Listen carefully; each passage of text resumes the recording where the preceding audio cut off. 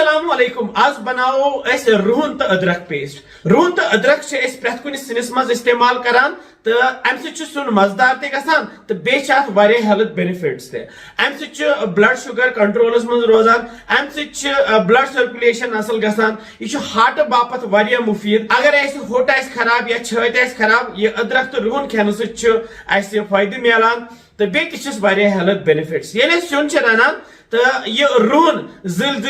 अत खराब गसान तो बेह टाइम ते लगान आज करो रुहन तो अदरक पेस्ट तैयार 6-7 रेतन पत प्रिजर्व हेको कर पत सिनिस मज त्रयित प्यूता प्यूता तो वमेद से तुह यह अदरक तो रुहन पेस्ट अजुक पसंद तो पक्यू करो जल्दी जल्दी शुरू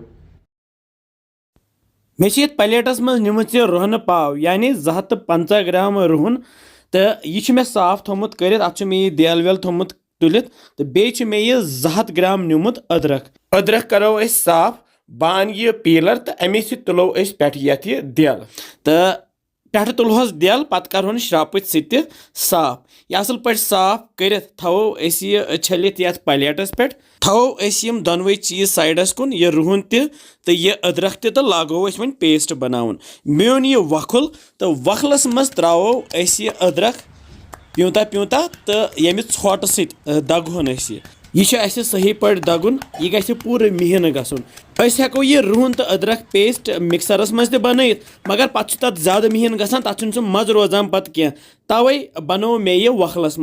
मज दगन सह अलग टेस्ट पत अदरक पेस्ट वन तैयार थो मे प्लेटस कुन कड़ित अमे पत त्रो ये वखलस मज यह रुहन यह त्रो अक फले इकवटे दगन कह पे चलान तवे बह त्रावान यह अक फल तो करहन यह रुहन पेस्ट वन तैयार यह मिहन कर सही पे ये अदरक पेस्ट बनो इथे कन बनाओ रुहन पेस्ट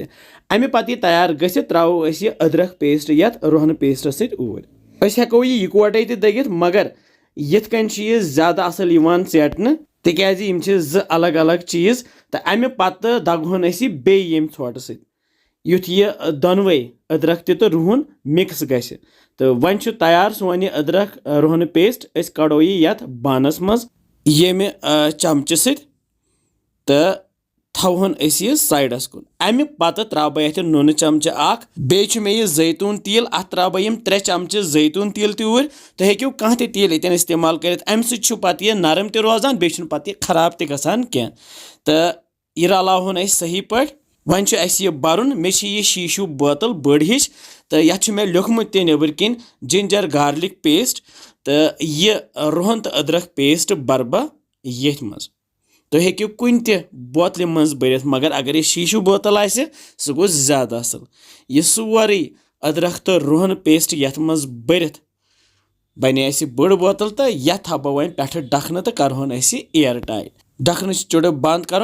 वन अंदर हवा गसन कहें तो सोन यह अदरक तो रुहन पेस्ट तैयार तो सोन अदरक तो रुहन पेस्ट गो तैयार वह बड़ बोतल बने थो फ्रिजस मज तो 6 to 7 रेतन हेको पे इस्तेमाल कर सिनिस मज त्रयित तो वमेद से तुम यह अजुक यह अदरक तो रुहन पेस्ट पसंद आमुत तुम कर तैयार तो थो यह फ्रिजस मज बन तो कर पे प्यूता प्यूता इस्तेमाल तो इंशाल्लाह समखो बे मजदार रेसिपियन तुम थो पन ख्याल बिहु रबस हवाल अस्सलामु अलैकुम।